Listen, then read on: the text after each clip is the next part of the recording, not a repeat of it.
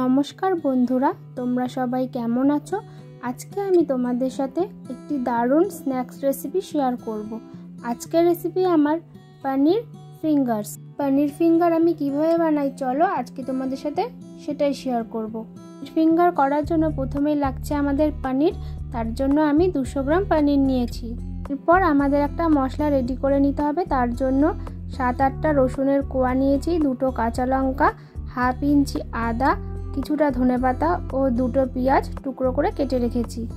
কিছু মিক্সারে ব্লেন্ড করে একটা স্মুথ পেস্ট রেডি করে নিতে হবে। এবার পনিরগুলো কেটে নেব। পনিরগুলো আমি ফিঙ্গারের আকারে লম্বা লম্বা করে কেটে নেব। তো দেখো আমি এই রকমভাবে কেটে নিয়েছি। চাইলে স্কোয়ার আকারেও কেটে নিতে পারো, যে যেরকম শেপ দিতে চাও সেই অনুযায়ী শেপে কেটে নেবে।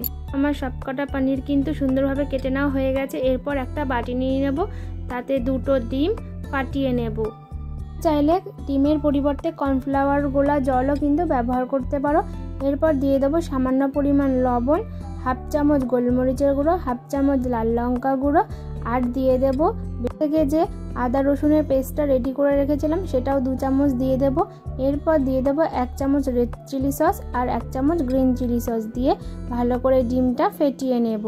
পর একটা জায়গায় নিয়ে নেব কিছুটা পরিমাণ কর্নফ্লাওয়ার ও 1 চামচ গোলমরিচের গুঁড়ো দিয়ে ভালো করে মিক্স করে নেব। এরপর পনিরের টুকরোগুলো দিয়ে দেব আর ভালো করে কর্নফ্লাওয়ারের কোটিং করে নেব। দেখো আমার কিন্তু পনিরগুলো বেশ ভালো করে কর্নফ্লাওয়ারে কোট করে নেওয়া হয়ে গেছে। এরপর আর একটা জায়গায় নিয়ে নেব একটা পরিমাণ ব্রেড ক্রাম্বস। তোমরা চাইলে বিস্কুটের গুঁড়োও কিন্তু ব্যবহার করতে পারো। এরপর একটা করে পনিরের টুকরোগুলো নিয়ে ডিমের গোলায় বেশ ভালো করে ডুবিয়ে নিয়ে ব্রেড ক্রাম্বসে কোট করে নিতে হবে। তোমরা এই কোটিংয়ের কাজটা করবে তখন একটা জিনিস খেয়াল রাখবে, যেই হাতের সাহায্যে তোমরা ডিমের গোলায় এর মধ্যে ডুবাবে সেই হাত দিয়ে কিন্তু কোটিংটা করবে না, অন্য হাত দিয়ে তোমরা বিস্কিটের গুঁড়ো বা ব্রেড ক্রাম্বসে কোটিংটা করে নেবে। পানের মতো ফিঙ্গারে শেপ দেওয়ার জন্য একটা ছুরির সাহায্যে এইরকমভাবে আমি যেরকমভাবে দেখাচ্ছি সেই রকমভাবে ভালো করে ফিঙ্গারের শেপটা করে নেবে। দেখো আমার কিন্তু সবকটা ফিঙ্গার রেডি হয়ে গেছে। এই সময় আমি 1 থেকে 1.5 ঘন্টার জন্য ফ্রিজে সেট হওয়ার জন্য রেখে দেব। একটা কড়াইতে বেশ কিছুটা তেল গরম করে নেব। এটা হালকা গরম হয়ে গেলে এক এক করে ফিঙ্গারগুলো তেলের মধ্যে ছেড়ে দেব। গরম করার সময় একটা জিনিস খেয়াল রাখবে, তেল কিন্তু খুব বেশি হাইতে গরম করবে না। এতে করে কি হবে, তেলটা খুব বেশি গরম হলে ফিঙ্গারগুলো দেওয়ার সঙ্গে সঙ্গেই কিন্তু পুড়ে যেতে পারে, ফলে কিন্তু খেতে একদমই ভালো লাগবে না। হালকা গরম হয়ে গেলে ফিঙ্গারগুলো দিয়ে দিতে হবে আর লো টু মিডিয়াম ফ্লেমে হালকা গোল্ডেন ব্রাউন করে ভেজে নিতে হবে। তো দেখো আমার কিন্তু পনিরের ফিঙ্গারগুলো একদম পারফেক্টভাবে ভাজা হয়ে গেছে। ওই একই রকম পদ্ধতিতে আমি বাকি ফিঙ্গারগুলো ভেজে নেব।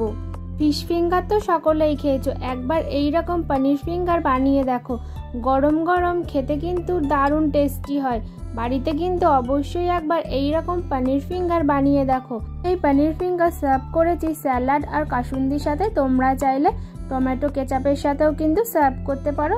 তাহলে আর দেরি কিসে, ঝটপট বাড়িতে বানিয়ে ফেলো এই রকম মুচমুচে পনির ফিঙ্গার। ভালো লাগলে লাইক শেয়ার সাবস্ক্রাইব করে দিও। তো আজকের মতো বিদায় বন্ধুরা, আবারও দেখা হবে নতুন কোনো রেসিপির সাথে।